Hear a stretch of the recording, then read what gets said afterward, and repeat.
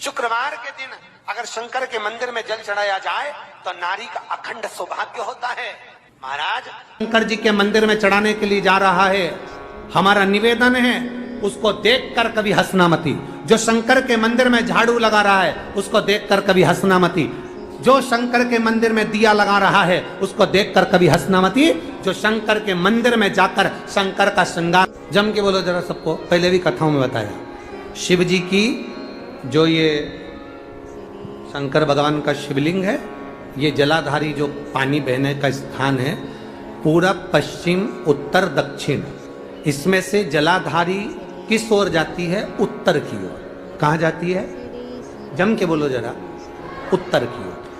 केवल भारत की भूमि पर एक शिवलिंग ऐसा है जिसकी जलाधारी दक्षिण की ओर है, वो केवल उज्जैनी के कालाधिपति महाकाल बाबा हैं जिनकी जलाधारी दक्षिण में।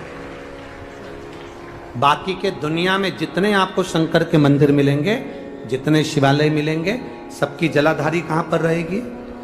जम के बोलो जरा, उत्तर में। उत्तर की ओर जलाधारी रहेगी, उत्तर में। पूरब पश्चिम में नहीं, दक्षिण में नहीं, उत्तर की ओर जलाधारी रहती। तो बेटी ने पूछा कि गुरुदेव अगर मान लो हमें जल चढ़ाता चढ़ाता इतना दिन हो गया और बाबा नहीं सुनी दिया तो हम कई करें। अब उसने तो, बेटी ने तो अपनी भाषा में, तो मेरा उस बेटी से निवेदन है तुम काई मत करो, बस इतना करो कि उत्तर की ओर जो जलाधारी होती है ना, प्रत्येक मंदिर में, ऐसा कोई शिव मंदिर नहीं होगा जिसमें उत्तर की ओर जलाधारी नहीं हो, सब मंदिर में उत्तर की जलाधारी रहती। केवल एक कालाधिपति महाकाल राजा की दक्षिण में, बाकी के सब की उत्तर। तो अगर बाबा नहीं सुन रहे हैं तो बेलपत्री एक अशोक सुंदरी वाली जगह पर चढ़ाकर, दूसरी बेलपत्री बाबा देवादिदेव महादेव को, ये डंडी का मुख अशोक सुंदरी के यहाँ चढ़ाओ तो उत्तर की ओर। ये जो आप बेलपत्र चढ़ाओगे शिवलिंग के ऊपर, इसकी डंडी का मुख भी उत्तर की ओर। और तुम जब बैठो तो दक्षिण में बैठना। कहां पर बैठना? यहां बैठोगे तो यहां से जो पानी बह रहा है, आप कहां बैठोगे? जैसे ये पानी यहां बह रहा है तो तुम्हें कहां बैठना है? इसके इधर। ना तुम्हें इधर बैठना है ना तुम्हें उधर बैठना। कहां बैठोगे? दक्षिण में। दक्षिण में बैठोगे तो तुम्हारा मुख कहां हो गया? जम के बोलो, जम के, उत्तर में। तो तुम जब यहां बैठोगे तो ये जो जलाधारी है जहां से पानी बहकर जा रहा है, यहां बैठोगे। और जब आप जल समर्पित करोगे, जल चढ़ाते चढ़ाते एक बार थोड़ा सा आगे बढ़कर जल की धार को अशोक सुंदरी तक लेकर जाना। ये लगभग तुम 2 या 3 महीना कर कर देखो, मेरा बाबा तुम्हारा हाथ जरूर पकड़ेगा, निश्चित है।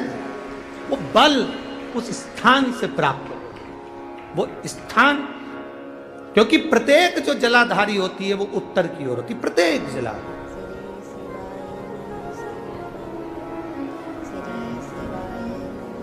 शंभो शरणे मांगू घड़ी रे, दुख काटो दया करी दर्शन। 2 बेलपत्र समर्पित करना। बेलपत्र की डंडी कहां होना चाहिए? अशोक सुंदरी पर चढ़ाओगे वो वाली, उसकी डंडी कहां हो? उत्तर की ओर। शिवलिंग पर जो बेलपत्र चढ़ाओगे उसकी डंडी कहां हो? उत्तर की ओर। तुम कहां बैठोगे? दक्षिण में। तुम्हारा मुख कहां हो? उत्तर, अर्थात जहां से पानी बहकर जा रहा है। हम इधर बैठे तो जैसे ये जल उधर बहकर जा रहा है तो हम इधर बैठकर बाबा को जल समर्पित करें और जल चढ़ाते चढ़ाते अपने कलश को थोड़ा सा आगे बढ़ाएं, जिससे अशोक सुंदरी तक वो धार जाए और वापिस शिवलिंग पर चढ़ाकर हमारे पास वो कलश वापिस आए। ये धार का महत्व समझिए।